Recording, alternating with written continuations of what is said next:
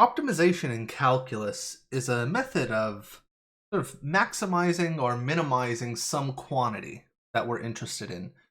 And usually it comes with some constraints in the problem as well. Sort of like rules that, we're going to maximize or minimize this certain quantity, but under the restriction that certain things have to be true. Right? So let's just give a couple names to some of these things. So there's something we're going to call the objective function, right?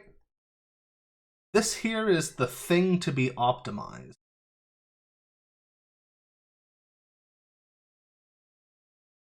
Right? And again, optimized here means, maximized or minimized. It again really depends on, the problem itself. We got the objective function. And then what we'll have are constraints. Right? So constraints will be given to us as equations.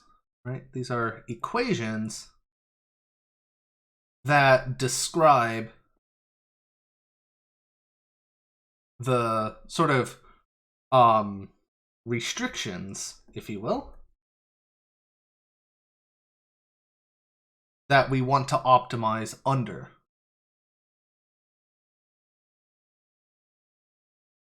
All right. Optimize under. Okay. So when we're trying to do this optimization process here, much like when we're doing related rates, it can be helpful to draw a picture because that can really, help you sort out maybe what your objective function needs to be, what your constraints need to be, right? So again, one thing I really want to emphasize here is in the case of an objective function, it's really going to be a function of some number of variables. It might just be one variable. It might be two or more variables. But again, this is the quantity that we want to maximize, right? So we'll see this again in the example in a moment. But yeah, I just want to emphasize this here really needs to be a function.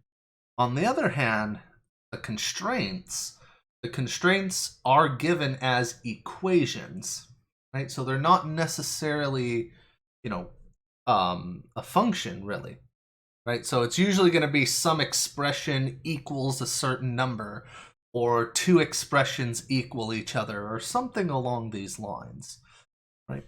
And the goal of the constraints here is going to be, let's say your objective function has 3 variables in it, right? We're only doing calculus of one variable here.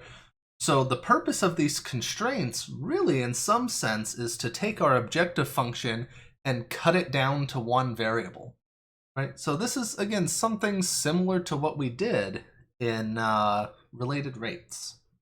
Okay. So also again similar. Oh, I already talked about drawing pictures, didn't I? All right, so we'll stop there. But the goal of this, so once we get our objective function down to one variable, the next step is we need to optimize it, right? We need to maximize or minimize it according to what the problem's asking for, right? And this is where the techniques that we've talked about, in the last few sections, come into play, right? Whether it's the finding extreme values on a closed interval, that's sort of the best thing we can hope for here, right? That's where you take the derivative of your objective function in this case, you find its critical numbers,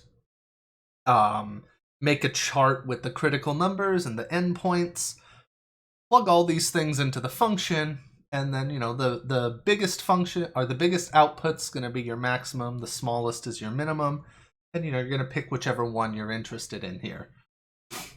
It will sometimes happen though that you don't quite get a closed interval like that. So we'll talk about that in the second example, but in that case you have to use basically the first or second derivative test. right? So let's go ahead and do a simple example to start off with here. Okay. So in this example, we have a farmer has 2,400 feet of fencing and wants to fence off a rectangular field that borders a straight river. Right? She needs no fencing along the river. What dimensions of the field, or what are the dimensions of the field that have the largest area? Right? So essentially here we're trying to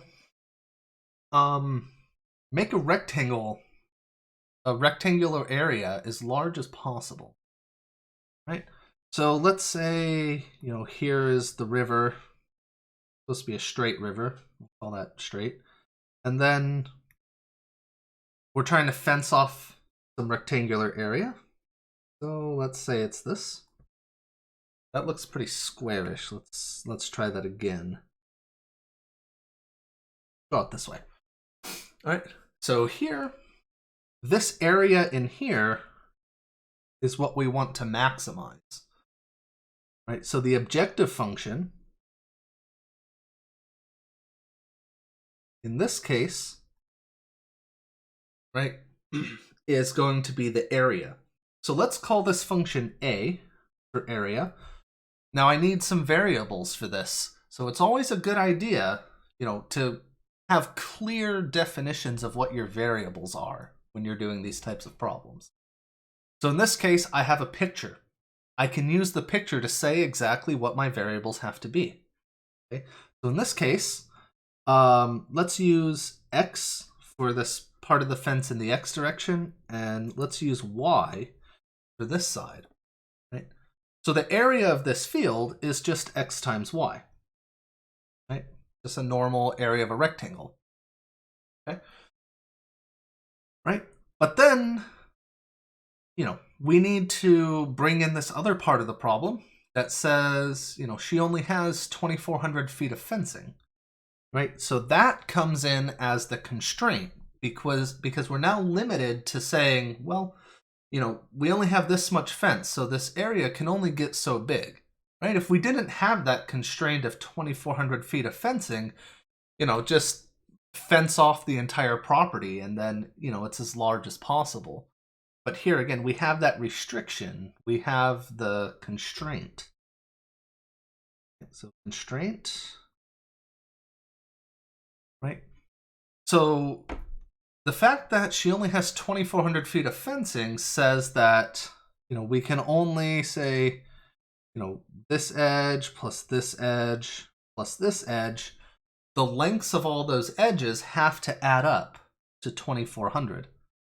So that means we get X plus 2Y equals 2,400. Right? Because there's 3 sides that are actually fenced in here. Okay? And 2 of them are in the Y direction, 1 of them's in the X direction. Okay? So now we have our objective function. Now we have our constraint.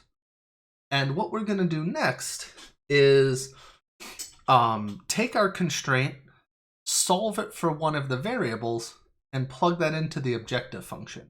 Because again, we want to cut that down to one variable. So in this case, X is really easy to solve for.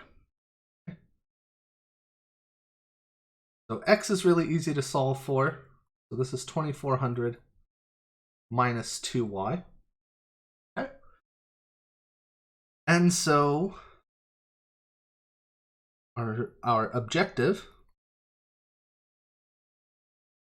becomes A equals, so X times Y becomes 2,400 minus 2Y times Y. Right? Or if we expand this out, we have 2,400 Y minus 2Y squared. Okay. So what should we also think about here is that, only certain values are really going to make sense here for Y. Right? So what we can call this is sort of a feasible domain. Feasible domain. This would be sort of, the y values, the range of y values that even makes sense for this problem. Right? In this case, y should be bigger than 0, greater than or equal to 0, but also should be less than or equal to 1200. Now, why those values? Well, first off, just sort of practically, it wouldn't make any sense to say that, that one of the side lengths of this field here has negative length. That doesn't make very much sense. On the other hand, if y is greater than 1200, right, there's 2 copies of y here, so we'd somehow have to have negative length for x. Right? So basically, we're just making sure we're sitting in the realm of reality with the problem when we set up this feasible domain. Right? So it wouldn't make any sense for y to be less than 0, and it wouldn't make any sense for y to be greater than 1200 here. Okay? Now, of course, we don't actually want either of those endpoints because they would both lead to an area of 0, but that's fine. We just need a closed interval because then we can, do our extreme value trick on a closed interval, and we just need the critical numbers. Okay. So now that we have all this, right? So this is our interval 0 to 1200. Now we need to take the derivative of our new objective function with one variable and find its critical numbers.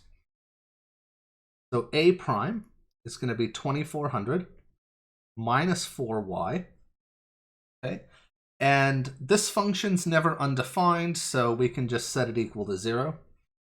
And this tells me that y is 600. Right? So this is our critical number here. Our critical number is y equals 600.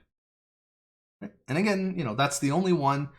We also want to make sure whenever we do these critical numbers, make sure they are inside this interval, right? If it ever goes outside that interval, it's invalid. It doesn't count for this example. Okay, so now that we have that, we have our critical number, we have our endpoints. Now we're going to test for the largest area. Right, so we're going to say y, a. So our y values that we're going to use in this case, again, we're maximizing a on this closed interval. So we're going to check at the endpoints, and we're going to check at this critical value we found, which is 600. Or sorry, critical number. Right. So you can see if we plug in 0 or 1200 to a here, that we're going to get 0. So let's just go ahead and write that 0 there. Not much work to do. On the other hand, we want to plug in 600 to this function now. And that value is, let's see, 720,000.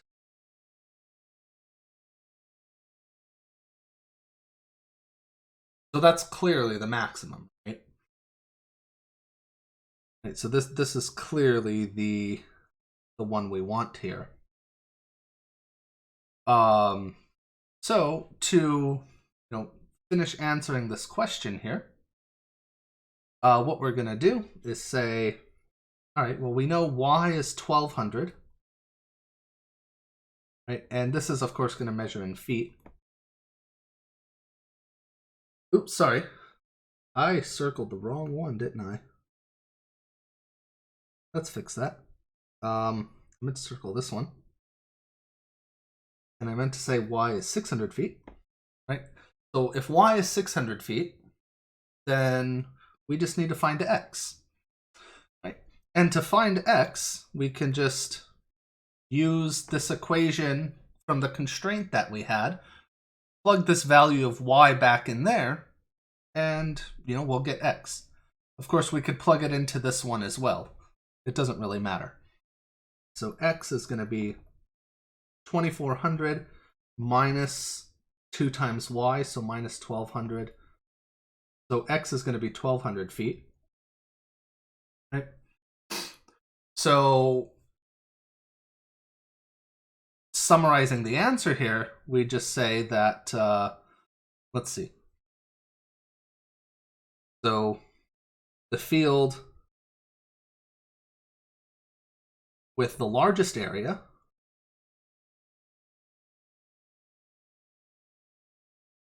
has dimensions. Let's see, what would we get? It doesn't really matter what order we write this in. So let's say 1200 feet by 600 feet. Right?